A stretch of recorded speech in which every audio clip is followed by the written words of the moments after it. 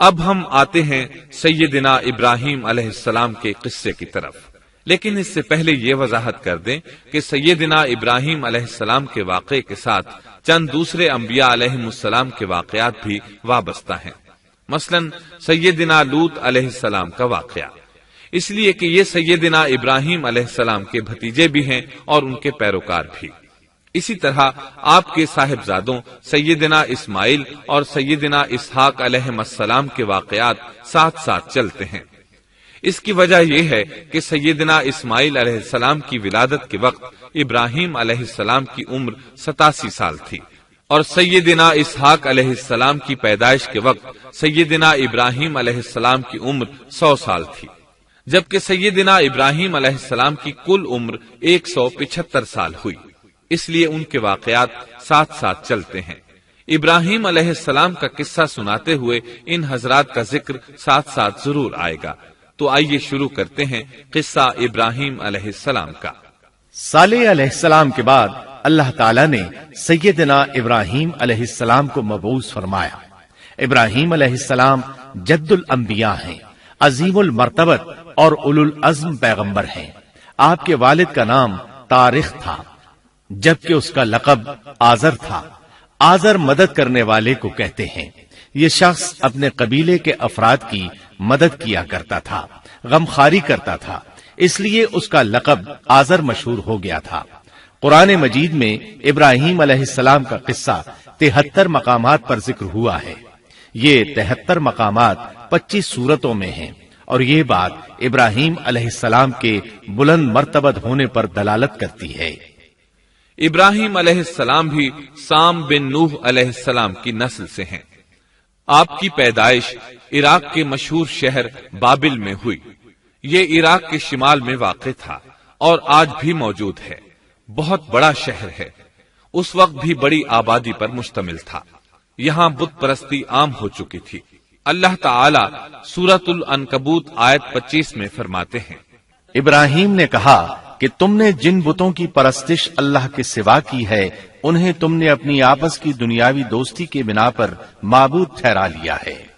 مطلب یہ کہ وہ لوگ اللہ کی عبادت بتوں کو اللہ کا شریک ٹھہرا کر کرتے تھے۔ ابراہیم علیہ السلام نے اپنے باپ سے اور اپنی قوم سے کہا کہ یہ مورتیاں جن کے تم مجاور بنے بیٹھے ہو کیا ہیں؟ انہوں نے جواب دیا، ہم نے اپنے باپ دادوں کو انہی کی عبادت کرتے پایا ہے۔ اللہ تعالیٰ ان کے بارے میں فرماتے ہیں، اے نبی، انہیں ابراہیم علیہ السلام کا قصہ سنا دو، جبکہ انہوں نے اپنے باپ اور اپنی قوم سے فرمایا، تم کس کی عبادت کرتے ہو؟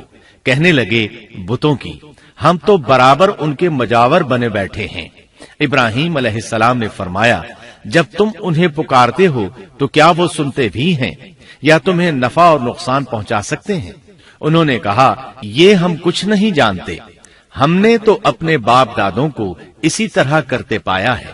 مطلب یہ کہ یہ بت پرستی انہیں ورثے میں ملی تھی۔ وہ جن معبودوں کی عبادت کرتے تھے، نہ وہ ان کی پکار کو سنتے تھے، نہ ہی ان کے نفع و نقصان پر قادر تھے۔ اسی لیے ابراہیم علیہ السلام انہیں جھنجھوڑ رہے تھے، لیکن اندھی تقلید اور بشری عقل کے بیکار ہو جانے نے انہیں یہ سب سوچنے سے عاری کر دیا تھا۔ اللہ تعالیٰ نے ابراہیم علیہ السلام کی خصوصی رہنمائی فرمائی تھی، جیسا کہ سورۃ الانبیاء آیت 51 میں ہے، اور ہم نے ابراہیم کو پہلے سے ہدایت عطا فرما دی تھی اور ہم اسے جانتے تھے۔ ابراہیم علیہ السلام نے کبھی ایک لمحے کے لیے بھی بتوں کی پوجا نہیں کی تھی۔ آپ نے اپنی قوم کو بتوں کی پوجا کرتے دیکھا تو انہیں ملامت کی، ایک اللہ کی طرف دعوت دی، اور اس دعوت کی ابتدا انہوں نے اپنے باپ سے کی۔ اللہ تعالیٰ سورہ مریم میں فرماتے ہیں، اے نبی، کتاب میں ابراہیم کا ذکر کر، بے شک وہ سچا نبی تھا۔ جب اس نے اپنے باپ سے کہا، اے میرے باپ، بے شک مجھے وہ علم عطا ہوا ہے جو تمہیں حاصل نہیں، اس لیے میری اطاعت کریں، میں آپ کو سیدھا راستہ دکھاؤں گا۔ اے میرے باپ، شیطان کی عبادت نہ کریں، بے شک شیطان اللہ کا نافرمان ہے۔ ان بتوں کی عبادت گویا شیطان کی عبادت ہے، اس لیے آپ نے ان معبودوں کو شیطان سے تعبیر کیا۔ فرمایا، اے میرے باپ، بے شک مجھے خوف ہے کہ تم پر اللہ کا عذاب آئے۔ پھر تم شیطان کے ساتھی ہو جاؤ۔ باپ نے ان کی بات سن کر کہا، اے ابراہیم، کیا تو میرے معبودوں سے پھرا ہوا ہے؟ البتہ اگر تو باز نہ آیا تو میں تجھے سنسار کر دوں گا، اور تو مجھ سے ایک مدت تک دور ہو جا، یعنی مجھ سے اتنا دور ہو جا کہ کبھی مجھے نظر نہ آئے۔ ابراہیم علیہ السلام نے اپنے باپ پر نرمی اور مہربانی کرتے ہوئے ان سے کہا، آپ پر سلامتی ہو، میں اپنے رب سے آپ کے لیے بخشش طلب کرتا رہوں گا۔ لیکن جب بعد میں ان پر واضح ہو گیا کہ وہ تو اللہ کا دشمن ہے تو ابراہیم علیہ السلام اس سے بے تعلق ہو گئے۔ سورہ توبہ آیت 114 میں اللہ فرماتے ہیں، اور ابراہیم کا اپنے والد کے لیے بخشش طلب کرنا ایک وعدے کی وجہ سے تھا جو وہ اس سے کر چکے تھے، لیکن جب انہیں معلوم ہو گیا کہ وہ اللہ کا دشمن ہے تو اس سے بیزار ہو گئے۔ بے شک ابراہیم بڑے نرم اور تحمل والے تھے۔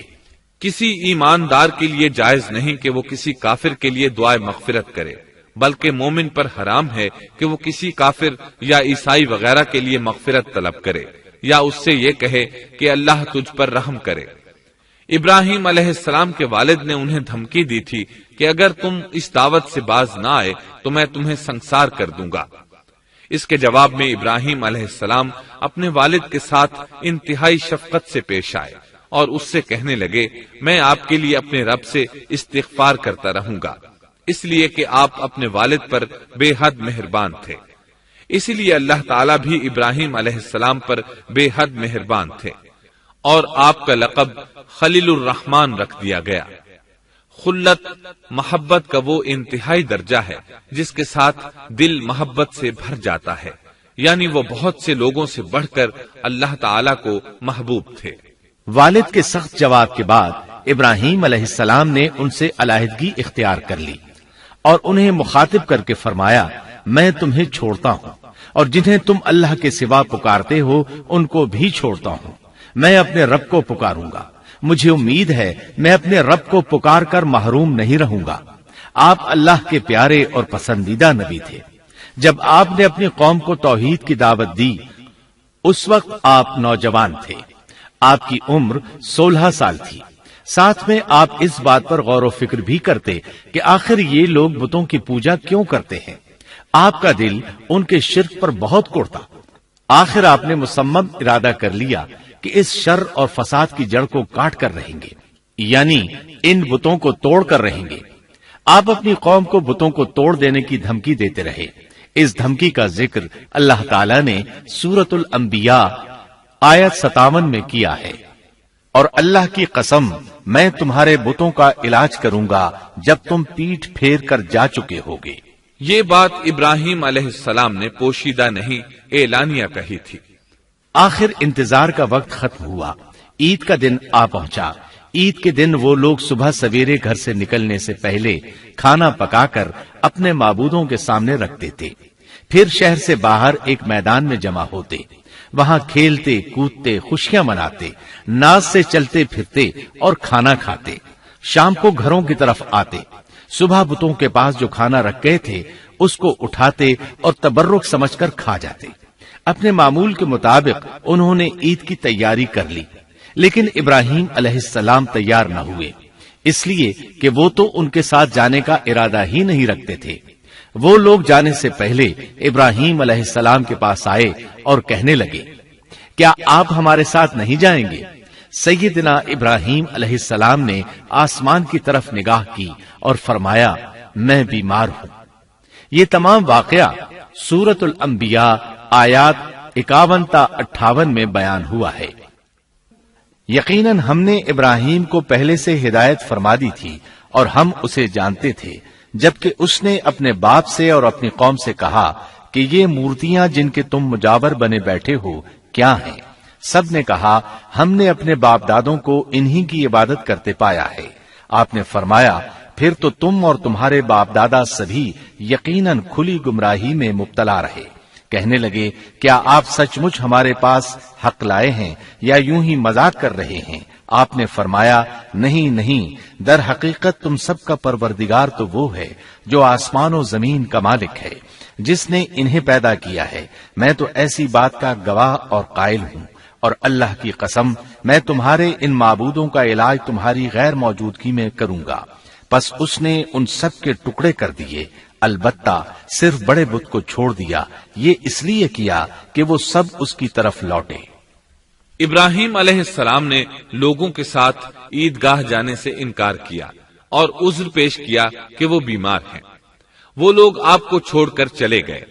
بعد میں ابراہیم علیہ السلام ان بتوں کے پاس گئے، دیکھا کہ ان کے سامنے کھانا پڑا ہے۔ چونکہ سب لوگ کھانا لائے تھے اس لیے یہ کھانا بہت زیادہ تھا، لیکن ان جھوٹے معبودوں نے اسے کھانا تو درکنار اس کو چھوا تک نہ تھا۔ ابراہیم علیہ السلام نے انہیں مخاطب کر کے کہا، یہ اتنا کھانا تمہارے سامنے پڑا ہے، تم اس کو کھاتے کیوں نہیں؟ تمہیں کیا ہو گیا کہ بات تک نہیں کرتے؟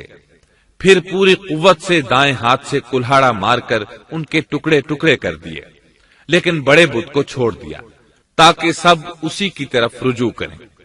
تمام چھوٹے بتوں کو توڑ کر کلہاڑا اس بڑے بت کے کندھے پر رکھ دیا۔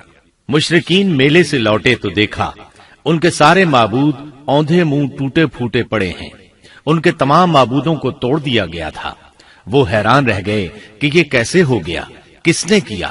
کہنے لگے، یہ کام کس ظالم کا ہے؟ اس نے ہمارے معبودوں کی توہین کی ہے۔ اس وقت جن لوگوں نے ابراہیم علیہ السلام کا وہ کلام سنا تھا انہیں ان کا خیال آ گیا، کہنے لگے، وہ نوجوان جس کا نام ابراہیم ہے اسے ہم نے اپنے بتوں کی مذمت کرتے سنا ہے۔ اللہ کی قدرت کہ ابراہیم علیہ السلام کا جو مقصد تھا وہ خود بخود پورا ہو رہا تھا۔ قوم کے لوگ مشورہ کر رہے تھے کہ سب کو جمع کرو اور اسے بلاؤ، پھر اسے سزا دو۔ چنانچہ تمام اہل باطل چھوٹے بڑے جمع ہو گئے، کارروائی شروع ہو گئی۔ کہنے لگے، اے ابراہیم، ہمارے معبودوں کے ساتھ یہ لغو حرکت تو نے کی ہے۔ ابراہیم علیہ السلام نے جواب دیا، یہ کام تو اس بڑے بت کا ہے، مجھ سے کیوں پوچھتے ہو؟ تم اپنے معبودوں سے کیوں نہیں پوچھ لیتے کہ ان کے ٹکڑے کس نے اڑائے ہیں؟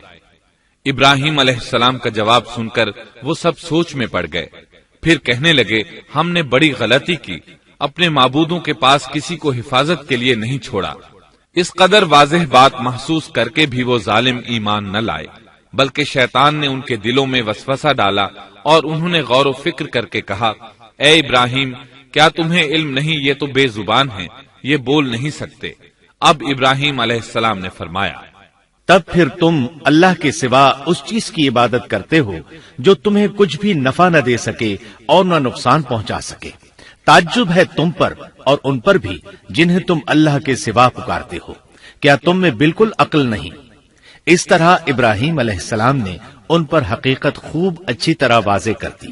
ان سے فرمایا، تم ان کی پوجا کرتے ہو جن کو تم خود تراشتے ہو، یعنی ان کا حال تو یہ ہے کہ تم نے ان کو خود اپنے ہاتھوں سے تراشا اور ان کی عبادت کرنے لگے، جبکہ تمہیں اور تمہاری بنائی ہوئی چیزوں کو اللہ ہی نے پیدا کیا ہے۔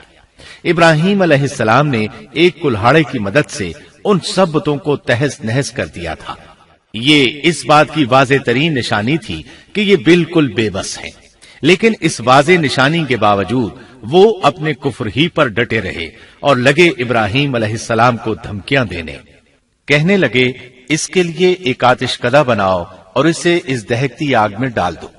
پھر ان لوگوں نے ایک چٹیل میدان کا انتخاب کیا جہاں مٹی نام کی کوئی چیز نہیں تھی۔ اس میدان کو پتھروں کی باڑ کے ساتھ گھیر دیا گیا۔ پھر سب لوگوں کو حکم دیا گیا کہ وہ لکڑیاں جمع کر کے اس گھیری ہوئی جگہ میں رکھیں۔ چنانچہ سب لوگ لکڑیاں جمع کر کے وہاں لانے لگے، یہاں تک کہ عورتوں اور بچوں نے بھی اس کام میں بڑھ چڑھ کر حصہ لیا۔ میدان میں اتنی لکڑیاں جمع ہو گئیں کہ زمین نظر نہیں آتی تھی۔ یہ لکڑیاں زمین پر ایک اونچی دیوار محسوس ہوتی تھیں۔ پھر ان لکڑیوں کو آگ لگائی گئی۔ جب آگ کے شعلے آسمان سے باتیں کرنے لگے تو انہوں نے ابراہیم علیہ السلام کو آگ میں ڈالنے کے لیے ایک جھولا تیار کیا۔ اس میں سیدنا ابراہیم علیہ السلام کو رکھا گیا۔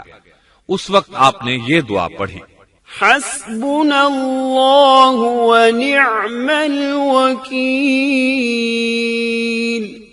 ہمیں اللہ کافی ہے اور وہی بہترین کارساز ہے۔ یہ کلمہ ہر محتاج اور مصیبت زدہ کو پڑھنا چاہیے۔ بخاری میں ہے، رسول اللہ صلی اللہ علیہ وسلم نے فرمایا، حسبنا اللہ و نعم الوکیل ابراہیم علیہ السلام نے اس وقت فرمایا تھا جب انہیں آگ میں پھینکا جانے لگا تھا۔ مطلب یہ کہ ہم اللہ ہی پر بھروسہ کرتے ہیں، اس کے سوا ہمارا کسی پر بھروسہ نہیں۔ بعض روایات میں یہ بھی ہے کہ جب ابراہیم علیہ السلام کو آگ میں ڈالا جانے لگا تو جبریل علیہ السلام آئے اور کہا، اے ابراہیم، کوئی حاجت ہے تو میں حاضر ہوں۔ ابراہیم علیہ السلام نے فرمایا، اگر تم اپنی مرضی سے آئے ہو تو مجھے تمہاری کوئی ضرورت نہیں۔ ایک دوسری روایت میں ہے کہ بارش کے فرشتے نے حاضر ہو کر کہا تھا، اے ابراہیم، مجھے حکم دیجئے میں بارش برسا کر اس آگ کو بجھا دوں۔ لیکن ایسی تمام روایات ضعیف ہیں۔ یوں بھی اللہ کا حکم ان سے پہلے کام کرنے والا تھا۔ اللہ تعالی سورہ انبیاء آیت 69 اور 70 میں فرماتے ہیں، ہم نے کہا، اے آگ ابراہیم پر ٹھنڈی ہو جا اور سلامتی والی ہو جا۔ گو انہوں نے ابراہیم کا برا چاہا لیکن ہم نے انہیں ہی نقصان پانے والا کر دیا۔ چنانچہ جب ابراہیم علیہ السلام کو آگ میں ڈالا گیا تو وہ ٹھنڈی ہو گئی۔ ابن عباس رضی اللہ عنہما فرماتے ہیں، اگر اللہ تعالیٰ آگ سے یہ نہ فرماتے کہ سلامتی والی ٹھنڈی ہو جا تو وہ اس قدر سرد ہو جاتی کہ اس کی ٹھنڈک سے تکلیف محسوس ہوتی۔ گویا آگ بھی اللہ کے حکم کے بغیر نہیں جلا سکتی، چھری اللہ کے حکم کے بغیر نہیں کاٹ سکتی، اس لیے کہ یہ بھی اللہ کی مخلوق ہیں اور ان کی قدرت بھی اللہ کے پاس ہے۔ وہ چاہے تو ان کو قدرت عطا کر دے، چاہے تو قدرت واپس لے لے۔ آگ کو ٹھنڈا ہونے کا حکم ہوا، وہ ٹھنڈی ہو گئی۔ اس نے نہ ابراہیم علیہ السلام کے کپڑے جلائے، نہ جسم کے کسی حصے کو کوئی نقصان پہنچایا، صرف وہ رسیاں جلائیں جن سے آپ کو باندھا گیا تھا۔ سبحان اللہ۔ لوگ آگ کے گرد اس انتظار میں کھڑے تھے کہ جو ہی انہیں آگ میں پھینکا جائے گا وہ جل کر راکھ ہو جائیں گے، لیکن وہ یہ دیکھ کر حیران رہ گئے کہ ابراہیم علیہ السلام بڑے ناز سے آگ کے درمیان بیٹھے ہیں۔ بعض روایات میں ہے کہ ابراہیم علیہ السلام فرمایا کرتے تھے، مجھے ان دنوں جو راحت اور سکون حاصل تھا ویسا آگ سے نکلنے کے بعد نہیں ہوا۔ لوگ اس معجزے کو دیکھ کر حیرت زدہ تھے۔ پھر ابراہیم علیہ السلام آگ سے نکلے۔ اتنا بڑا معجزہ دیکھنے کے باوجود لوط علیہ السلام کے سوا کوئی شخص پورے بابل شہر سے ان پر ایمان نہ لایا۔ اللہ تعالیٰ فرماتے ہیں، پس ابراہیم پر لوط ایمان لائے۔ مطلب یہ کہ پوری بستی سے لوط علیہ السلام تھے جو آپ پر ایمان لائے تھے، باقی تمام لوگ کفر ہی پر ڈٹے رہے۔ ابراہیم علیہ السلام ان کا رویہ دیکھ کر نا امید ہو گئے کہ اس سے بڑھ کر یہ کون سا معجزہ دیکھنا چاہتے ہیں۔ ان کے بتوں کو توڑ دیا گیا، اپنی آنکھوں سے اللہ کی نشانی ان لوگوں نے دیکھی، پھر بھی یہ ایمان نہیں لائے، چنانچہ آپ نے وہاں سے ہجرت کا ارادہ فرما لیا۔ اس وقت بابل پر نمرود نامی بادشاہ کی حکومت تھی۔ کہا جاتا ہے کہ زمین کے بیشتر حصے پر اسی کی حکمرانی تھی۔ جب اس کے پاس یہ خبریں پہنچیں کہ ابراہیم علیہ السلام کو آگ میں ڈالا گیا لیکن آگ نے انہیں نہیں جلایا، تو اس نے ابراہیم علیہ السلام کو اپنے دربار میں پیش کرنے کا حکم دیا۔ ابراہیم علیہ السلام کو وہاں لایا گیا۔ نمرود نے ان سے ان کے رب کے بارے میں سوال کیا۔ اللہ تعالیٰ سورۃ البقرہ آیت 258 میں فرماتے ہیں، کیا تو نے اس شخص کو نہیں دیکھا جس نے ابراہیم سے اس کے رب کے متعلق جھگڑا کیا، اس لیے کہ اللہ نے اسے سلطنت دی تھی۔ ایک روایت میں ہے کہ 4 بادشاہوں نے زمین کے بیشتر حصے پر حکمرانی کی ہے، ان میں سے ایک نمرود ہے۔ نمرود اپنے وقت کا حاکم و بادشاہ تھا۔ ابراہیم علیہ السلام سے جب اس کی اللہ تعالی کے بارے میں بات چیت ہوئی تو ابراہیم علیہ السلام نے کہا، میرا رب وہ ہے جو زندہ کرتا ہے اور مارتا ہے۔ جواب میں اس نے کہا، میں بھی زندہ کرتا ہوں اور مارتا ہوں۔ چنانچہ اس نے حکم دیا کہ جیل سے 2 آدمیوں کو لے آؤ۔ جیل سے 2 ایسے آدمیوں کو لایا گیا جن کے لیے سزائے موت کا فیصلہ ہو چکا تھا۔ اس نے ان میں سے ایک کے قتل کا حکم دیا، دوسرے کو معاف کر دیا۔ اس سے اس نے یہ ثابت کرنا چاہا کہ وہ بھی زندہ کر سکتا ہے اور موت دے سکتا ہے، اور کہنے لگا، دیکھ لو، میرے حکم سے لوگ مرتے ہیں اور میرے حکم سے انہیں زندگی ملتی ہے۔ اس کی بات سن کر ابراہیم علیہ السلام نے غور کیا کہ اگر وہ اس سے موت و حیات کے باریک فلسفے پر بحث کریں گے تو نمرود کا مقصد پورا ہو جائے گا اور میرا مقصد پورا نہیں ہو پائے گا۔ اس لیے بحث و مباحثے کی بجائے کوئی مضبوط دلیل پیش کر دی جائے تاکہ حق و باطل کے درمیان فرق واضح ہو جائے۔ چنانچہ آپ نے فرمایا، بے شک اللہ سورج کو مشرق سے لاتا ہے، تو اس کو مغرب سے لے آ۔ کافر بادشاہ یہ سن کر مبہوت رہ گیا، اس کا سر جھک گیا۔ اللہ تعالیٰ فرماتے ہیں تب وہ کافر حیران رہ گیا اور اللہ نا انصافوں کو سیدھی راہ نہیں دکھاتا۔ ان تمام باتوں کے بعد نمرود کو یہ معلوم کرنے کی ضرورت نہیں رہی کہ ابراہیم علیہ السلام آگ سے کیسے نجات پا گئے، کیونکہ حقیقت اس پر آشکار ہو چکی تھی۔ وہ جان گیا تھا کہ اصل معاملہ کیا ہے۔ چنانچہ اس نے ابراہیم علیہ السلام سے کہا، آپ اس ملک سے نکل جائیے، ہم آپ کو یہاں نہیں رہنے دیں گے۔ ابراہیم علیہ السلام نے عراق کو خیر بات کہا اور شام کی طرف ہجرت کر گئے۔ یہاں آ کر وہ حران نامی بستی میں مقیم ہوئے۔ اسی جگہ آپ نے اپنے چچا ہاران کی بیٹی سیدہ سارہ علیہ السلام سے شادی کی۔ اللہ تعالیٰ اس ہجرت کے بارے میں فرماتے ہیں، اور ہم اسے یعنی ابراہیم اور لوط کو بچا کر اس زمین کی طرف لے آئے جس میں ہم نے جہان کے لیے برکت رکھی تھی۔ جب آپ حران کے مقام پر پہنچے تو وہیں ٹھہر گئے، وہیں رہنے لگے۔ یہاں آ کر آپ کا شمار بنو حران میں ہونے لگا۔ آپ لوگوں کو اسی شہر میں رہنے کی دعوت دیتے۔ اس شہر کے لوگ بتوں کی پوجا نہیں کرتے تھے بلکہ ستاروں کو پوجتے تھے۔ ابراہیم علیہ السلام نے جب ان کی یہ حالت دیکھی تو ارادہ کر لیا کہ ان لوگوں کو بتائیں گے کہ ستاروں کی عبادت کرنا باطل ہے۔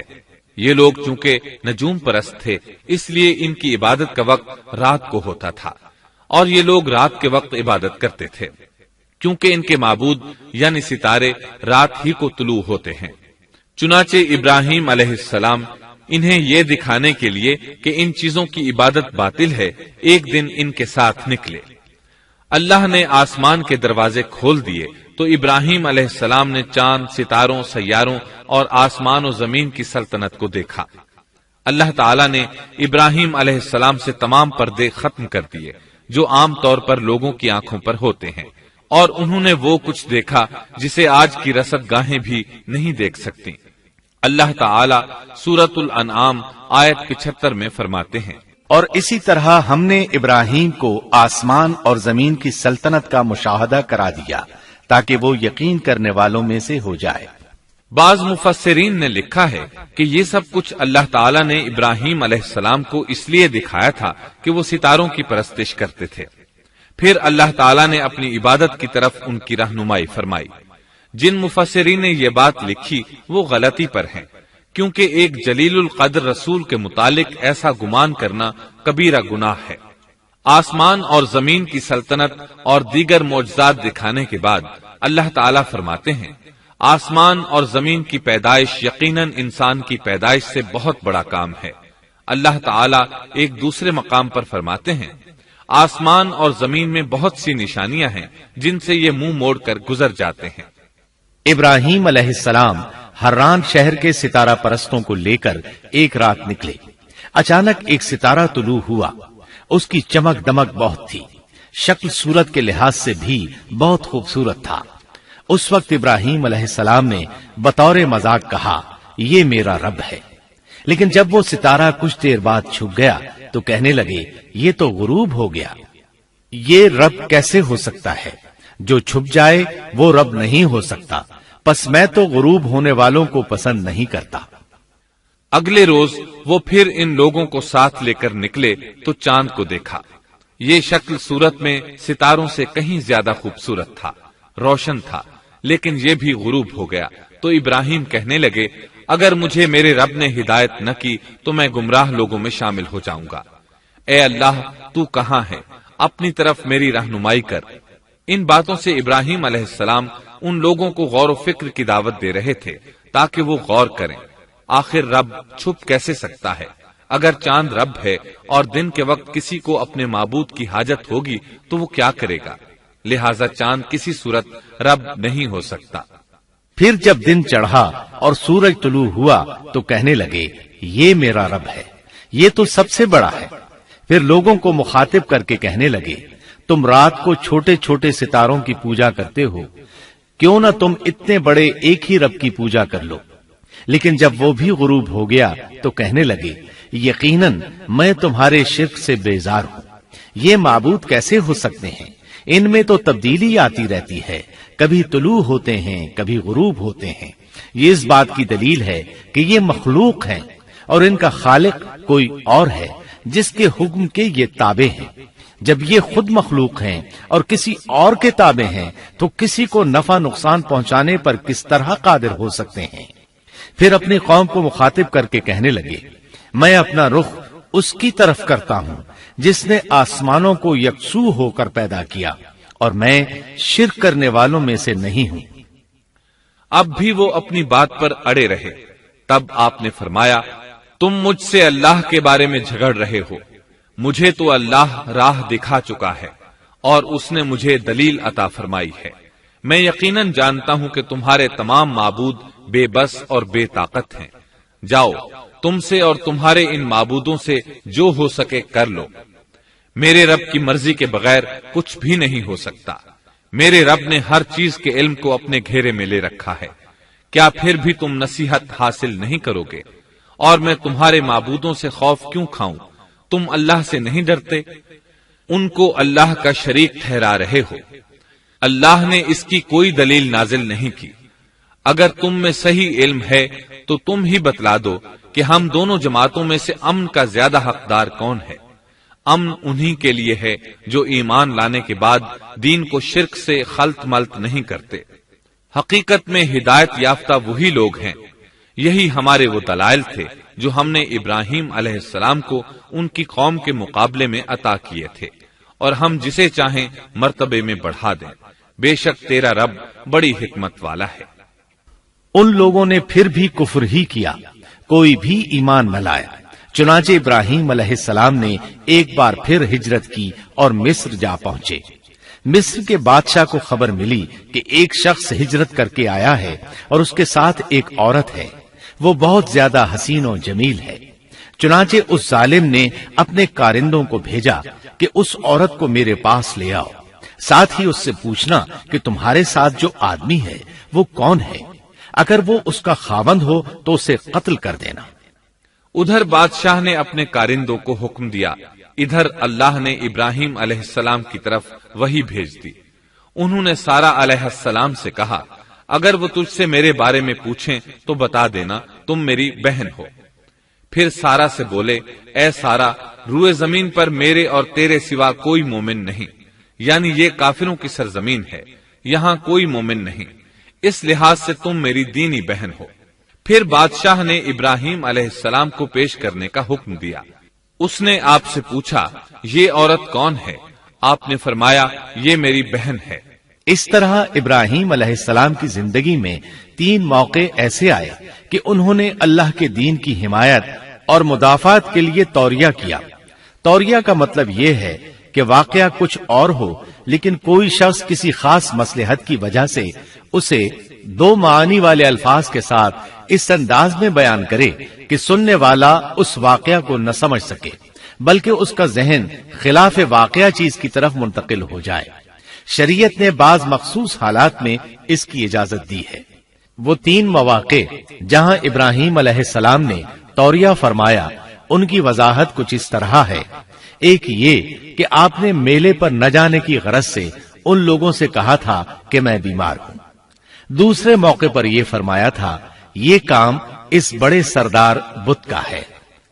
تیسرے سارا علیہ السلام کو دینی بہن قرار دیا.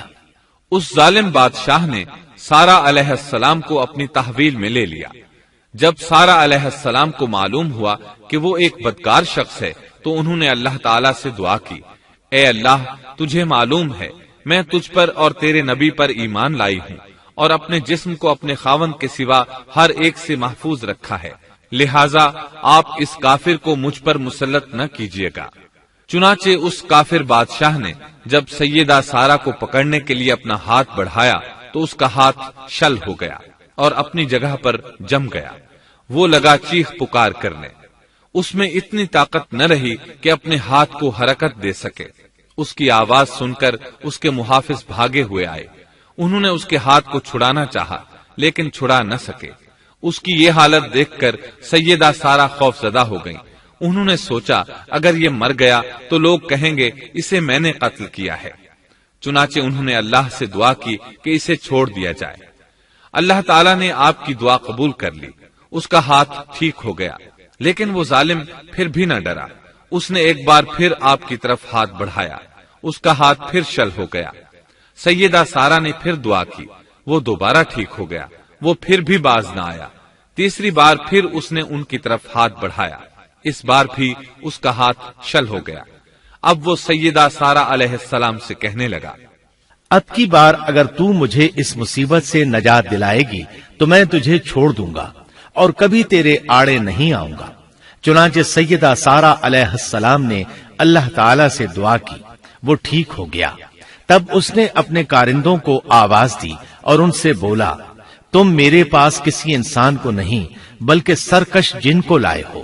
پھر اس نے انہیں رہا کر دیا، عزت و اکرام سے رخصت کیا اور ان کی خدمت کے لیے اپنی بیٹی ہاجرہ کو ساتھ کر دیا۔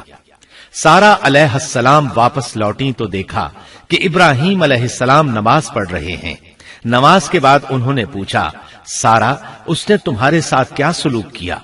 سیدہ سارا علیہ السلام نے سارا واقعہ سنا دیا۔ سن کر آپ نے فرمایا، الحمدللہ۔ پھر بولے، اب ہم یہاں نہیں رہیں گے بلکہ واپس جائیں گے۔ چنانچہ آپ ایک بار پھر فلسطین میں آ گئے، وہیں اپنی زندگی بسر کرنے لگے۔ اب ہم آگے بڑھتے ہیں۔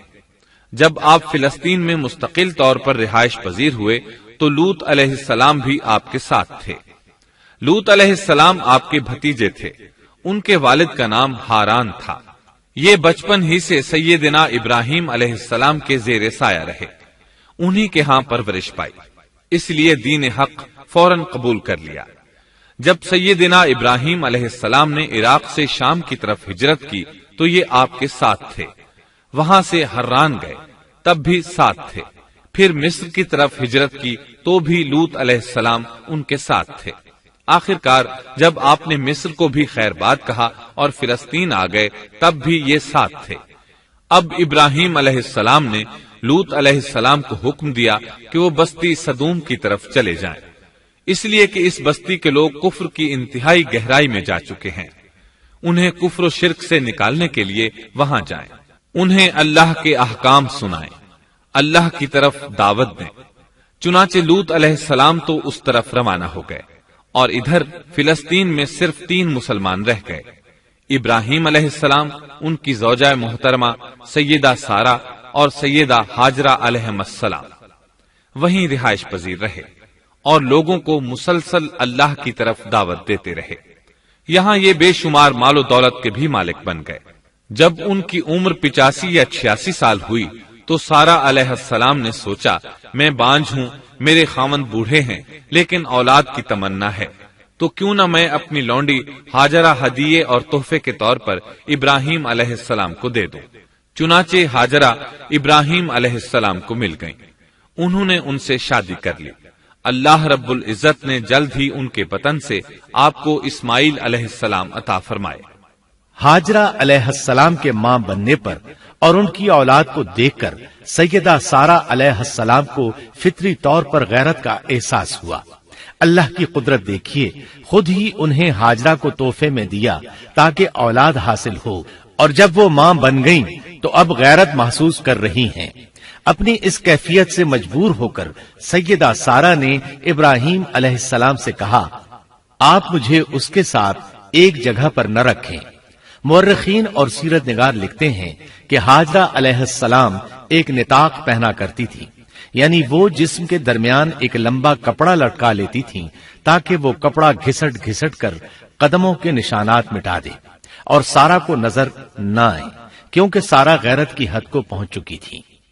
ابراہیم علیہ السلام نے جب سارا علیہ السلام کے اندر غیرت کے آثار دیکھے تو ہاجرہ کو ان کی نگاہوں سے دور کر دیا۔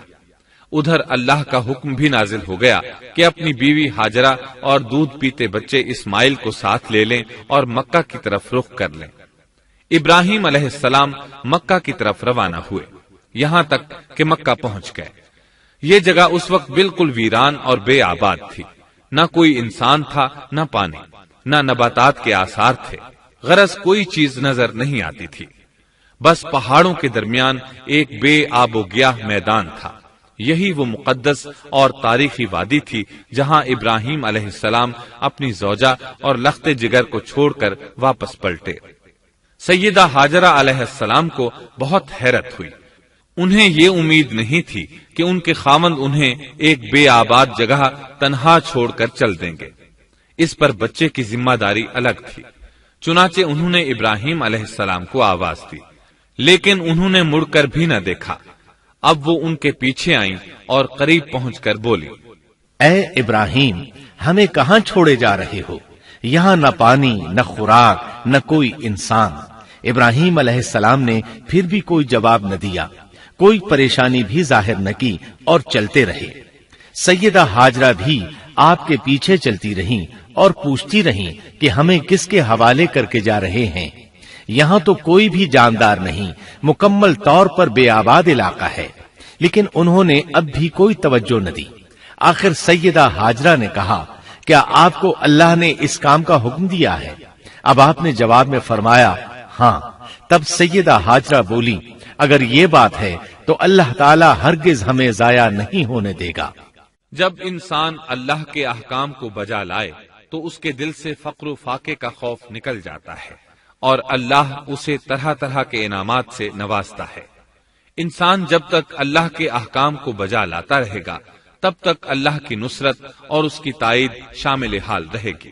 چنانچہ جوں ہی ہاجرہ علیہ السلام کو پتا چلا کہ انہیں تنہا چھوڑ جانا اللہ کے حکم کی بنا پر ہے تو فوراً یقین بھرے لہجے میں بولی، تب اللہ ہمیں ضائع نہیں کرے گا۔ یہ کہہ کر وہ اپنے شیر خوار بچے کی طرف پلٹ گئیں۔ خوراک اور پانی چند دن میں ختم ہو گئے، پانی کا ایک قطرہ پاس نہ رہا۔ اب پانی کی تلاش شروع کی، لیکن اپنے لیے تو درکنار، ماں کو بیٹے کے لیے بھی پانی نہ ملا نہ خوراک۔ اب بچہ لگا بھوک سے بلکنے، خوراک نہ ملنے کی وجہ سے ماں کا دودھ بھی خشک ہو گیا تھا۔ عورت کتنی بھی باحوصلہ ہو اپنے بچے کو بھوک سے بلکتے نہیں دیکھ سکتی۔ اب انہوں نے بچے کو وہیں چھوڑا اور تیزی سے قریبی پہاڑی صفا کی طرف لپکی۔ اوپر چڑھ کر ادھر ادھر نظر دوڑائی کہ شاید کسی طرف پانی یا خوراک نظر آ جائے یا کسی انسان کی جھلک نظر آ جائے۔ جب کچھ نظر نہ آیا تو نشیب کی طرف چلی، ساتھ میں بچے کی طرف بھی دیکھتی جاتی تھی۔ نشیب میں پہنچی تو بچہ نظروں سے اوجھل ہو گیا۔ اس پر اور بے چین ہوئی اور بلندی کی طرف دوڑی۔ اس طرح مروہ پہاڑی پر چڑھ گئی۔ وہاں بھی چاروں طرف نگاہ دوڑائی لیکن کچھ نظر نہ آیا۔ خیال آیا کہ پھر کوشش کرنی چاہیے۔ اس خیال سے مروہ پہاڑی سے اتری اور صفا کی طرف چل دی۔ درمیان میں نشیب کی وجہ سے بچہ نظر نہ آیا تو دوڑنے لگی۔ اس طرح پھر صفا پر چڑھ گئی۔ اللہ اکبر! ایک تو عورت ذات کمزور، پھر بھوک پیاس سے نڈھال، اس پر کس قدر سعی اور کوشش میں مصروف، وہ بھی اپنے بچے کے لیے۔ بہرحال بار بار کوشش کے خیال سے انہوں نے صفا اور مروہ پہاڑیوں کے درمیان 7 چکر لگائے۔ یہی وجہ ہے مسلمان عازمین حج صفا و مروہ کے درمیان سعی کرتے ہیں تاکہ اس واقعے کی یاد تازہ ہو جائے۔ جب وہ آخری مرتبہ مروہ پر پہنچی تو انہوں نے ایک آواز سنی۔ یہ آواز اسماعیل علیہ السلام کے قریب سے آئی تھی۔ انہوں نے پوری توجہ سے آواز کو سننے کی کوشش کی اور جلدی سے اسماعیل کے قریب پہنچی۔ کیا دیکھتی ہیں، اسماعیل کے قدموں کے نیچے سے پانی پھوٹ رہا ہے، کیونکہ جبریل علیہ السلام کو اللہ نے اس صابرہ خاتون کی مدد کے لیے بھیجا تھا۔ انہوں نے زمزم والی جگہ پر اپنا پر مارا تو اسماعیل کے قدموں کے پاس سے ایک عظیم چشمہ رحمت نمودار ہوا۔ مستقبل کے پیغمبر کے قدموں کے نیچے سے اللہ نے جبریل فرشتے کے ذریعے زمین پھاڑ کر پانی نکال دیا۔ یہی آب زمزم کا آغاز تھا۔ ہاجرہ علیہ السلام پانی کو آنکھیں پھاڑ پھاڑ کر حیرت سے دیکھ رہی تھی۔ ان کی خوشی کی انتہا نہ رہی جب انہوں نے دیکھا پانی پھوٹ پھوٹ کر چاروں طرف بہ رہا ہے۔ زمین ہموار تھی، اس لیے انہوں نے زمین کو کھودنا شروع کر دیا تاکہ پانی ادھر ادھر نہ بہ جائے۔ پھر انہوں نے اس گڑھے کے چاروں طرف پتھر رکھ دیے اور زبان سے بولی، زم زم، اس کا مطلب ہے رک جا۔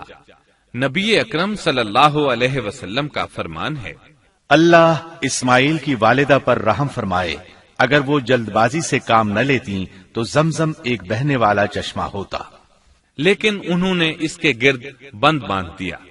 انہیں دراصل اس وقت پانی کی شدید ضرورت تھی، اس لیے انہوں نے پانی کو اپنے پاس جمع کر لیا تاکہ بہہ کر ضائع نہ ہو جائے۔ انہوں نے اسماعیل کو پانی پلایا، خود بھی خوب پیا، اور یہ اللہ تعالی کی طرف سے ان کی مہمان نوازی تھی۔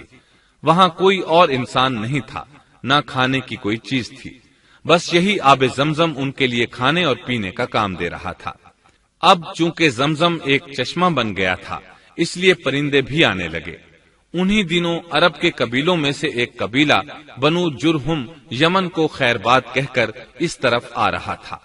یمن میں ایک بہت بڑا ڈیم تھا، پہاڑوں کے درمیان انہوں نے پانی کو روک کر ایک بہت بڑا بند قائم کر رکھا تھا، اس سے پورا سال آسانی سے کھیتی باڑی کرتے تھے۔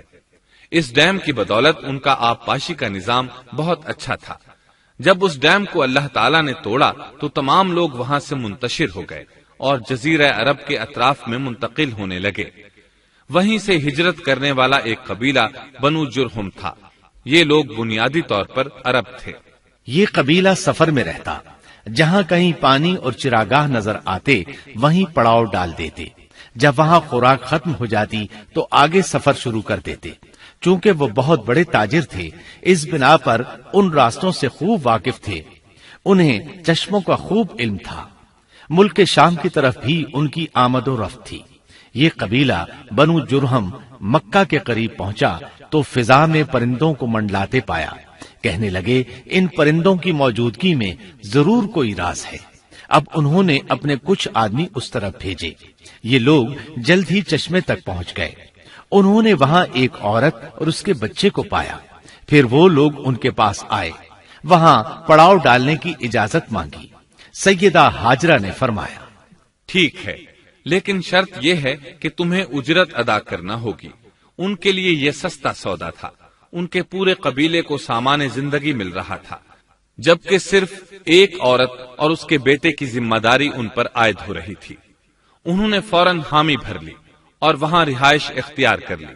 اس طرح یہ لوگ سیدہ ہاجرہ علیہ السلام کی معیشت کا ذریعہ بن گئے، اور اس طرح سیدنا اسماعیل علیہ السلام بنو جرہم میں پرورش پاتے رہے۔ انہوں نے ان لوگوں سے عربی سیکھ لی اور ان سے بھی زیادہ عربی دان بن گئے، فصاحت اور بلاغت سے عربی میں بات چیت کرنے لگے۔ پھر ان کی اس قبیلے میں شادی ہو گئی۔ ان کی اولاد سے عرب قوم کا آغاز ہوا۔ انہی میں سے سرور کائنات محمد صلی اللہ علیہ وسلم کی ولادت باسعادت ہوئی۔ بنو جرہم کی آمد اور آبادی ابراہیم علیہ السلام کی دعا کا نتیجہ تھی۔ جب انہوں نے اپنی بیوی اور بچے یعنی دو کمزور انسانوں کو اس ویران جگہ چھوڑا تھا تو یہ دعا مانگی تھی، اے ہمارے پروردگار، میں نے اپنی کچھ اولاد اس بے آباد جنگل میں تیرے حرمت والے گھر کے پاس بسائی ہے۔ یہاں یہ سوال پیدا ہوتا ہے کہ کیا اس وقت بیت اللہ کی تعمیر ہو چکی تھی؟ درست بات یہ ہے کہ اس وقت خانہ کعبہ کی تعمیر نہیں ہوئی تھی۔ پھر سوال پیدا ہوتا ہے کہ کیا ابراہیم علیہ السلام کے زمانے سے پہلے اس کی تعمیر ہو چکی تھی یا صرف جگہ ہی معروف تھی؟ اس بارے میں دو طرح کی روایات ہیں۔ بعض میں آتا ہے کہ صرف اس کی جگہ معروف تھی، اور بعض میں ہے کہ ابراہیم علیہ السلام سے پہلے شیس علیہ السلام نے اس کو تعمیر کیا تھا، اور وہ گردش ایام کے ساتھ ساتھ منہدم ہو کر ختم ہو گیا۔ لیکن بہرحال اس کی جگہ معلوم تھی اور وہی پہلا گھر تھا، جیسا کہ اللہ نے خبر دی ہے۔ اللہ تعالیٰ نے پہلا گھر جو لوگوں کے لیے مقرر کیا تھا وہی ہے جو مکہ میں ہے، اور وہ پوری دنیا کے لیے برکت اور ہدایت والا ہے۔ ابراہیم علیہ السلام نے اللہ تعالی سے یہ دعا مانگی تھی، اے ہمارے پروردگار، میں نے اپنی کچھ اولاد اس بے کھیتی کے جنگل میں تیرے حرمت والے گھر کے پاس بسائی ہے۔ اے ہمارے پروردگار، یہ اس لیے کہ وہ نماز قائم کریں، پس تو کچھ لوگوں کے دلوں کو ان کی طرف مائل کر دے اور انہیں پھلوں کی روزیاں عطا فرما تاکہ یہ شکر گزاری کریں۔ دن گزرتے رہے اور اسماعیل علیہ السلام بنو جرہم کے ماحول میں عمر کی منزلیں طے کرتے رہے اور وہ ہوش سنبھالنے کے قریب ہو گئے۔ ابراہیم علیہ السلام ہر سال ایک دو بار اپنے گھرانے کی دیکھ بھال کے لیے چکر لگاتے تھے۔ جب اسماعیل علیہ السلام نے ہوش سنبھالا تو ایک بار پھر ایک عظیم آزمائش کا وقت آ گیا۔ ہوا یوں کہ ایک مرتبہ ابراہیم علیہ السلام مکہ تشریف لائے، ایک جگہ آرام کے لیے بیٹھے کہ نیند کی وادی میں پہنچ گئے۔ نیند میں انہوں نے خواب دیکھا کہ اپنے لخت جگر کو اپنے ہاتھ سے ذبح کر رہے ہیں، ساتھ ہی آنکھ کھل گئی۔ ابراہیم علیہ السلام جانتے تھے کہ انبیاء کرام کے خواب حقیقت ہوتے ہیں، اللہ کی طرف سے وحی ہوتے ہیں، اور شیطان کسی صورت ان کے خواب میں نہیں آ سکتا، لہذا انہوں نے اس خواب کے مطابق عمل کرنے کا پختہ ارادہ کر لیا، کسی قسم کی پریشانی کا شکار نہ ہوئے۔ اللہ رب العزت نے اس عظیم اور تعجب خیز واقعے کا قرآن مجید میں ذکر کرتے ہوئے فرمایا، اور ابراہیم نے کہا میں تو ہجرت کر کے اپنے پروردگار کی طرف جانے والا ہوں، وہ ضرور میری رہنمائی کرے گا۔ اے میرے رب، مجھے نیک بخت اولاد عطا فرما۔ تو ہم نے ایک بردبار بچے کی بشارت دی۔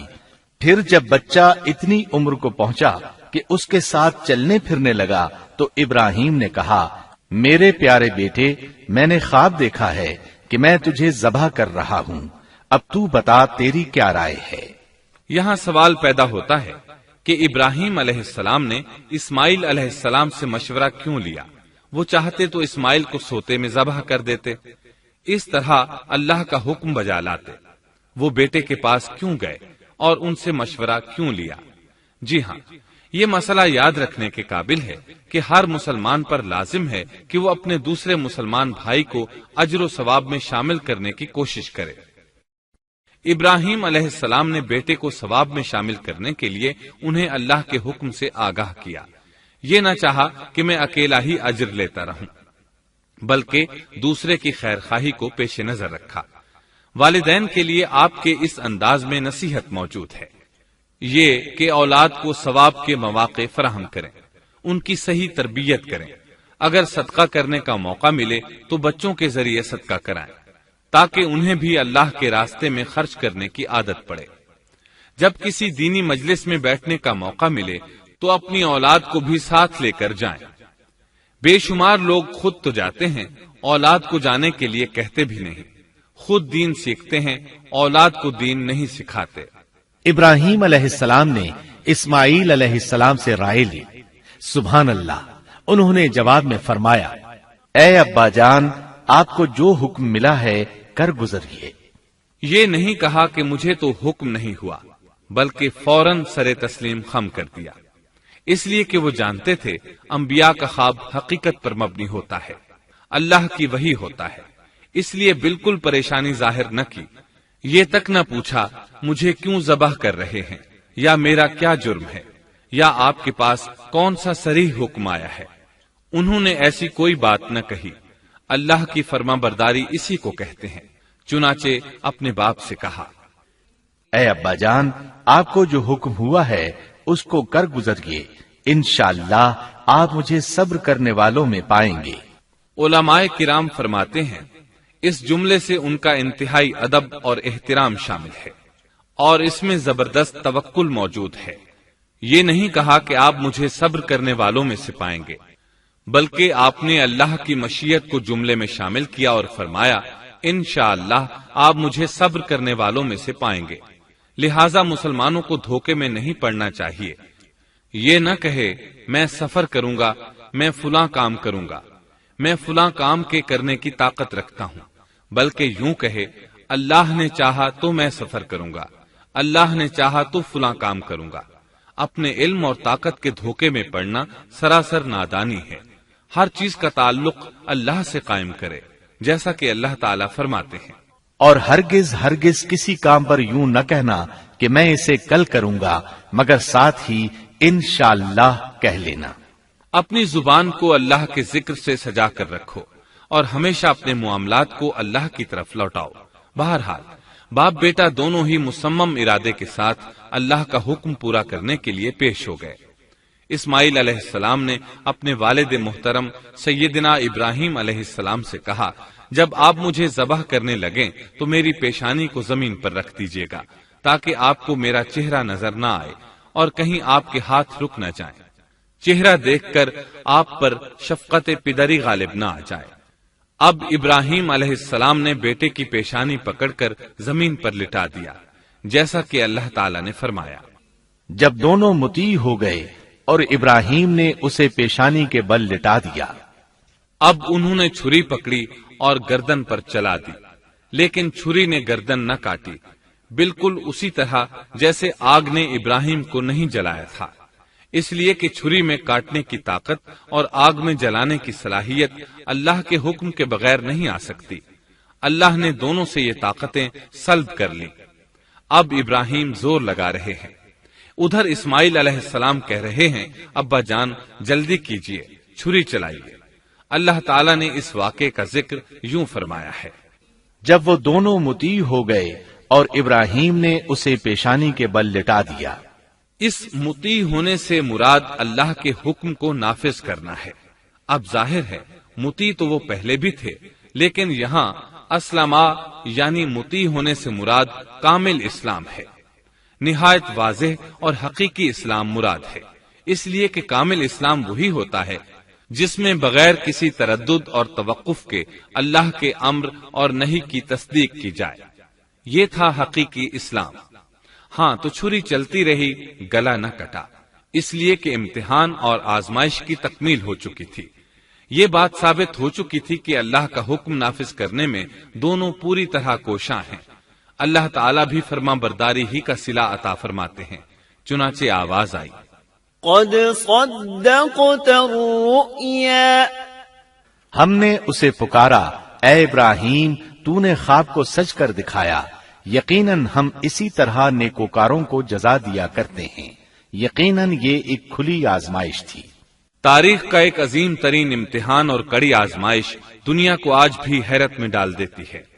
کون ہے جو بیٹے کو ذبح کرنے پر تیار ہو جائے، خاص طور پر اس صورت میں جب اولاد بھی اکلوتی ہو، جس کی وجہ سے 86 سال کے بعد آنگن میں بہار آئی ہو۔ پھر اس کی قربانی کا بھی واضح حکم نہیں دیا گیا تھا، اشارتاً خواب میں رہنمائی کی گئی تھی۔ آپ کہہ سکتے تھے یہ قتل اور سنگین جرم ہے، کہہ سکتے تھے اپنے بیٹے کو کس جرم میں قتل کروں، لیکن آپ نے بغیر کسی تعامل کے سر تسلیم خم کر دیا اور اس عظیم امتحان میں کامیاب ہوئے۔ اللہ فرماتے ہیں، وَإِبْرَاهِيمَ الَّذِي وَفَّى، اور ابراہیم وہ ہیں جنہوں نے وفاداری کی۔ اس آیت میں یہ نہیں بتایا گیا کہ کس چیز میں وفاداری کی، اس لیے کہ وہ تو ہر معاملے میں مکمل طور پر وفاداری کا مظاہرہ کر چکے تھے۔ آگ میں ڈالے جانے والا معاملہ، بیوی اور بچے کو لق و دق میدان میں چھوڑ آنے کا معاملہ، پھر ذبح کا امتحان، تعمیر بیت اللہ کی مشقت، غرض ہر معاملے میں وفادار تھے، حتیٰ کہ اپنا مال اللہ کے راستے میں خرچ کرنے میں اس قدر وفادار کہ ابو زیفان کے لقب سے مشہور ہو گئے۔ اس کا معنی ہے مہمان نواز۔ کسی مہمان کو دسترخوان پر اپنے ساتھ بٹھائے بغیر ایک لقمہ نہیں کھاتے تھے، باہر نکلتے مہمان تلاش کرتے، پھر اس کے ساتھ مل کر کھانا کھاتے، مہمان نہ ملتا تو سخت غمگین ہو جاتے۔ اس طرح انہوں نے اللہ کے ہر حکم کی پاسداری کی۔ ذبح والے اس امتحان کا اللہ نے انہیں کیا صلہ دیا؟ اللہ فرماتے ہیں، ہم نے اسے عظیم ذبیحے کا بدلہ عطا کیا۔ ہاں تو ہم بتا رہے تھے چھری نے گلا نہ کاٹا۔ ایسے میں ابراہیم علیہ السلام نے ایک آواز سنی، آواز پیچھے سے آئی تھی۔ انہوں نے مڑ کر دیکھا، جبریل علیہ السلام نظر آئے۔ وہ آسمان سے ایک مینڈھا لے کر آئے تھے، دنیا کے مینڈھوں میں سے نہیں بلکہ جنت کا مینڈھا لائے تھے۔ سیدنا عبداللہ بن عباس رضی اللہ عنہما سے روایت ہے کہ وہ مینڈھا جنت میں 40 سال تک چرتا رہا۔ سفید رنگ، کشادہ آنکھوں، خوبصورت سینگوں والا حسین و جمیل مینڈھا تھا۔ بہرحال یہ ابراہیم علیہ السلام کی وفاداری کا بدلہ تھا جو اسماعیل علیہ السلام کے فدیے میں دیا گیا، اور پوری امت مسلمہ کے لیے حکم ہو گیا کہ اللہ کی رضا کے لیے قربانی اور ہدی پیش کرتے رہیں۔ کعبے کے پاس حرم الہی میں ہر سال یہ سنت ادا کی جاتی ہے، اور ان کے ساتھ ساتھ پوری زمین کے تمام خطوں پر بسنے والے مسلمان بھی اس عظیم فرمانبرداری کی علامت کے طور پر قربانیاں پیش کرتے ہیں۔ مینڈھے کے ذکر کا مطلب یہ ہے کہ ہم سنت ابراہیمی پر گامزن ہو جائیں، یہ میڈھا ہمیں اللہ کے لیے قربانی کا سبق دیتا ہے۔ ہمیں چاہیے سنت ابراہیمی کی اقتدا کرتے ہوئے ہم اپنی جانوں، اپنی اولاد اور اپنے مالوں کو اللہ کی راہ میں قربان کرنے کے لیے تیار ہو جائیں۔ اللہ تعالیٰ فرماتے ہیں، اور ہم نے اسے عظیم ذبیحہ عطا کیا اور ہم نے اس کا پچھلوں میں ذکر خیر چھوڑا، سلامتی ہو ابراہیم پر۔ اسی طرح ہی ہم نیکوکاروں کو جزا دیتے ہیں، یقیناً وہ ہمارے مخلص بندوں میں سے تھا۔ اور اسی طرح اللہ فرماتے ہیں، اور ہم نے اسے نیکوکار نبی اسحاق کی ولادت کی خوشخبری سنائی۔ یہ خوشخبری فلسطین کی طرف واپس لوٹنے کے بعد سنائی گئی۔ ایک اکلوتے بیٹے کی قربانی کے لیے تیار ہو جانے کے سلے میں اور سارہ علیہ السلام کی عظمت اور تکریم کے مد نظر اللہ تعالی نے اسحاق کی خوشخبری سنا دی۔ یہ آیت ذبح کے واقعے کے بعد اللہ تعالی نے ذکر فرمائی ہے، اس لیے معلوم ہوا پچھلی آیات میں اسحاق کے علاوہ کسی اور بیٹے کا ذکر ہوا ہے، اور وہ اسماعیل علیہ السلام ہی تھے، جبکہ یہودی روایات میں اسحاق علیہ السلام کو ذبیح قرار دیا جاتا ہے۔ یہ بالکل غلط ہے۔ ذبح کے واقعے کے بعد اسحاق علیہ السلام کی بشارت مل رہی ہے، پھر بھلا وہ پیدا ہونے سے پہلے ہی ذبیح کیسے بن گئے؟ اس لیے یہ قطعی بات ہے کہ اسماعیل علیہ السلام ہی ذبیح ہیں۔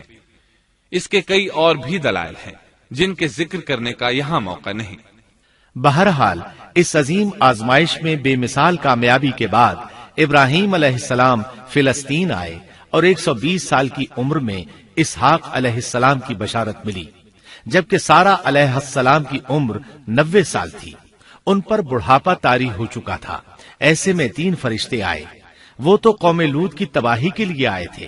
راستے میں اللہ کے حکم سے ابراہیم علیہ السلام اور ان کی اہلیہ سارہ کو خوشخبری سنائی، اور اس غرض کے لیے وہ انسانی شکل میں آئے تھے۔ ابراہیم علیہ السلام تو پہلے ہی بہت مہمان نواز تھے۔ انہیں دیکھ کر بہت خوش ہوئے کہ مہمان آ گئے۔ فرشتوں نے انہیں سلام کیا۔ ابراہیم علیہ السلام نے سلام کا جواب دیا۔ وہ حیرت زدہ تھے کہ یہ لوگ ان کی بستی کے رہنے والے تو ہیں نہیں، لیکن ان پر سفر کے نشانات بھی نہیں ہیں، جیسا کہ دور سے چل کر آنے والوں میں ہوتے ہیں۔ نہ ان کے پاس سواریاں ہیں۔ قرآن مجید میں آتا ہے، فرشتوں نے سلام کیا تو ابراہیم نے بھی سلام کیا اور دل میں خیال کیا یہ اجنبی لوگ ہیں۔ پھر وہ اپنی مہمان نوازی کی عادت کے مطابق انہیں اندر لے آئے، ان کے لیے کھانے کا انتظام کیا۔ اللہ تعالیٰ فرماتے ہیں، ہمارے بھیجے ہوئے فرشتے ابراہیم کے پاس خوشخبری لے کر آئے تو انہوں نے سلام کیا۔ ابراہیم نے سلام کا جواب دیا اور فوراً بھنا ہوا بچڑا لے آئے، اور بچڑا بھی موٹا تھا۔ ان کے سامنے کھانا پیش کیا، لیکن وہ بھلا کب کھانے کی طرف ہاتھ بڑھانے والے تھے۔ یہ دیکھ کر ابراہیم علیہ السلام نے خوف محسوس کیا کہ کہیں یہ دشمن نہ ہو۔ اس وقت فرشتوں نے کہا، ابراہیم نہ ڈر، ہم تو قوم لوط کی طرف بھیجے گئے ہیں۔ جب انہوں نے یہ باتیں کی تو سارہ علیہ السلام پاس کھڑی تھی۔ وہ ہنسنے لگی۔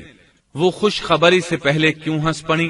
علماء اس بارے میں کہتے ہیں کہ جب انہوں نے سنا یہ فرشتے لوط علیہ السلام کی بستی کو تباہ کرنے جا رہے ہیں تو ان کے خاتمے کی خبر سن کر وہ ہنستی۔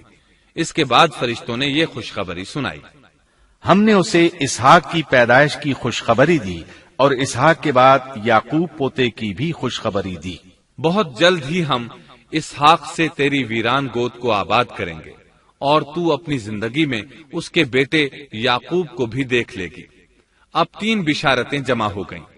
بیٹا پیدا ہوگا، لمبی عمر ملے گی یعنی بیٹا جوان ہوگا، اور پھر وہ اپنے پوتے کو بھی دیکھے گی۔ اس سے بڑھ کر کیا عزت اور تکریم ہو سکتی ہے؟ اس لیے جب نبی کریم صلی اللہ علیہ وسلم سے پوچھا گیا کریم یعنی عزت والا کون ہے، تو آپ نے فرمایا کریم بن کریم بن کریم بن کریم، یعنی یوسف بن یعقوب بن اسحاق بن ابراہیم علیہ السلام۔ مطلب یہ کہ نبی بن نبی بن نبی بن نبی۔ یہ یوسف علیہ السلام کی شان ہے کہ خود بھی کریم، باپ بھی کریم، دادا بھی کریم اور پردادا بھی کریم۔ اس سے بڑھ کر عزت افزائی کیا ہو سکتی ہے؟ بہرحال فرشتوں نے انہیں خوشخبری دی۔ پھر انہوں نے ابراہیم کو ایک صاحب علم لڑکے کی بشارت دی۔ خوشخبری سن کر سیدہ سارہ حیران ہوئی، مارے حیرت کے منہ سے ہلکی سی چیخ نکل گئی۔ انہوں نے اپنے رخسار پر ہاتھ مارا جیسا کہ عورتوں کی عادت ہوتی ہے، کہنے لگی، ہائے افسوس، کیا میں بچہ جنوں گی حالانکہ میں بانجھ ہوں اور میرے خاوند بوڑھے ہیں؟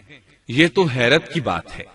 ایک دوسری جگہ اللہ تعالیٰ نے یہ الفاظ فرمائے، کہنے لگی، میں بوڑھی اور بانجھ ہوں، بھلا میں بچے کو کیسے جنم دوں گی؟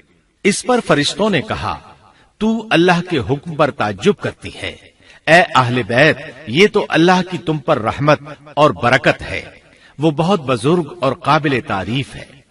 دوسری آیت میں ہے، انہوں نے کہا، اسی طرح تیرے رب نے فیصلہ کیا ہے اور ہمیں کہا ہے، یقیناً وہ بہت حکمت والا ہے اور علم رکھنے والا ہے۔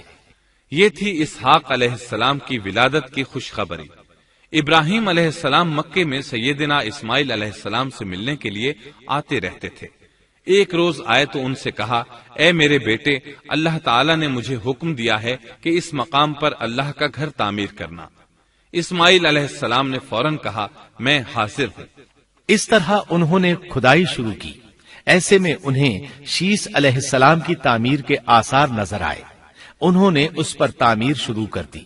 ایک روایت میں یہ بھی ہے کہ انہوں نے فرشتوں والی بنیادوں کے آثار بھی دیکھے۔ نبی کریم صلی اللہ علیہ وسلم کی جوانی کے دنوں میں جب مکے کے قریش نے کعبے کی تعمیر نئے سرے سے کی تو انہوں نے اس کی بنیادوں کو گہرا کرنا چاہا۔ وہ کھدائی کرتے ان سبز پتھروں تک پہنچ گئے جو پہاڑوں کی چوٹیوں کی طرح نظر آ رہے تھے۔ انہوں نے ان پتھروں کو نکالنا چاہا۔ ایک شخص نے کدال کے ذریعے ایک پتھر کو باہر نکالا تو اس کے نیچے سے اتنا نور نکلنے لگا کہ قریب تھا وہ شخص اندھا ہو جاتا۔ پھر پتھر خود بخود نیچے جا گرا اور اپنی جگہ پر جم گیا۔ اس کے بعد لوگوں نے ان پتھروں کو ہاتھ نہ لگایا اور تعمیر شروع کر دی۔ قرآن مجید میں تعمیر کعبہ اور بیت اللہ کا تذکرہ اس طرح آیا ہے، اور جب ہم نے بیت اللہ کے مکان میں ابراہیم کو جگہ دی اور فرمایا کہ میرے ساتھ شرک نہ کرنا اور میرے گھر کو طواف، قیام اور رکوع و سجود کرنے والوں کے لیے پاک رکھنا، اور فرمایا، بے شک لوگوں کے لیے جو پہلا گھر تعمیر کیا گیا ہے وہ مکہ میں ہے، وہ جہان والوں کے لیے برکت اور ہدایت کا ذریعہ ہے، اس میں واضح نشانیاں ہیں، مثلا مقام ابراہیم، تو جو کوئی حرم میں داخل ہوگا وہ امن میں آ جائے گا۔ اور فرمایا، اور یاد کرو اس وقت کو جب ابراہیم کو اس کے پروردگار نے کئی باتوں کے ذریعے آزمایا، وہ ان میں پورے اترے تو اللہ نے فرمایا، میں آپ کو تمام لوگوں کا امام بنا رہا ہوں۔ ابراہیم نے کہا، اے میرے رب، میری اولاد میں سے بھی امام بنائیے۔ جواب میں اللہ نے فرمایا، میرا امامت کا وعدہ ظالم لوگوں کے لیے نہیں ہے۔ اور اس وقت کو یاد کرو جب ہم نے بیت اللہ کو ثواب اور امن کی جگہ بنا دیا اور لوگوں نے مقام ابراہیم کو جائے نماز بنا لیا۔ ہم نے ابراہیم کو حکم دیا کہ میرے گھر کو طواف، اعتکاف، رکوع اور سجود کے لیے پاک رکھو، اور وہ وقت بھی یاد رکھو جب ابراہیم نے دعا کی، اے پروردگار، اس شہر کو امن والا بنا دے اور اس کے مومن بندوں کو پھلوں کا رزق عطا کر۔ اللہ تعالیٰ نے فرمایا، میں کافروں کو بھی تھوڑا فائدہ دوں گا، پھر انہیں آگ کے عذاب کی طرف بے بس کر دوں گا، یہ پہنچنے کی جگہ بری ہے۔ اور وہ وقت یاد کرو جب ابراہیم اور اسماعیل بیت اللہ کی بنیادوں کو بلند کر رہے تھے اور دعا مانگ رہے تھے، اے ہمارے رب، ہماری محنت کو قبول فرما، تو دعا کو سننے والا، جاننے والا ہے، اور ہمیں اپنا فرما بردار بنا، ہماری اولاد میں سے بھی ایک فرما بردار گروہ بنا، اور ہمیں عبادت کا طریقہ سکھا اور ہم پر رجوع فرما، کیونکہ تو ہی توبہ قبول کرنے اور رحم فرمانے والا ہے۔ اے ہمارے رب، ان لوگوں میں انہی میں سے ایک رسول بھیج جو ان پر تیری آیات کی تلاوت کرے اور انہیں کتاب و حکمت سکھائے، انہیں پاک کرے، یقیناً تو غالب حکمت والا ہے۔ تعمیر کے دوران جب ابراہیم علیہ السلام اس مقام تک پہنچے جہاں آج حجر اسود ہے تو اللہ تعالیٰ نے جنت سے ایک سفید پتھر بھیجا۔ حدیث میں ہے یہ پتھر نہایت سفید تھا، اب سیاہ ہو گیا ہے۔ انسانوں کی غلطیاں اس کے سیاہ ہونے کا سبب بنی۔ جب دیواریں انسانی قد کے برابر ہو گئیں تو اسماعیل علیہ السلام ایک پتھر لے آئے۔ اب ابراہیم علیہ السلام اس پتھر پر کھڑے ہوئے۔ وہ ننگے پاؤں تھے۔ اسی وقت پتھر پگھل گیا، ان کے پاؤں اس کے اندر کسی قدر دھنس گئے، پتھر پر ان کے پیروں کے نشانات آ گئے۔ اسی پتھر کو آج مقام ابراہیم کہا جاتا ہے۔ پہلے یہ پتھر بیت اللہ کی دیواروں کے ساتھ رکھا گیا تھا۔ جب لوگ طواف کے لیے آتے تو سیدنا ابراہیم کے پیروں کے نشانات دیکھنے کے لیے یہاں ہجوم ہو جاتا۔ اس طرح طواف کرنے والوں کو دقت کا سامنا ہوتا۔ سیدنا عمر رضی اللہ عنہ نے صحابہ کرام کے مشورے سے اس پتھر کو اس جگہ سے قدرے ہٹا کر نماز کی صفوں کے قریب کر دیا تاکہ طواف کرنے والوں کو دقت نہ ہو۔ یہ مقام بہت مقدس ہے۔ اللہ نے فرمایا ہے، تم مقام ابراہیم کو جائے نماز مقرر کر لو۔ مقام ابراہیم کے قریب اس کے پیچھے ہو کر نماز پڑھنے کا موقع مل جائے تو لازماً وہاں 2 رکعت ادا کیا کرو۔ موقع نہ ملے تو پھر پوری مسجد حرام میں طواف سے فراغت والی 2 رکعت پڑھ لیا کرو۔ اس طرح کعبہ تعمیر ہوا۔ تب نیا حکم آیا، لوگوں میں جو استطاعت رکھے اس پر اللہ کے لیے حج بیت اللہ فرض ہے، اور جو شخص جان بوجھ کر اعراض کرے تو اللہ جہانوں سے بے نیاز ہے اور اسے اس کی کوئی پرواہ نہیں۔ ادھر ابراہیم علیہ السلام کو اللہ تعالی کی طرف سے اشارہ ہوا، لوگوں میں حج کا اعلان کر دیں۔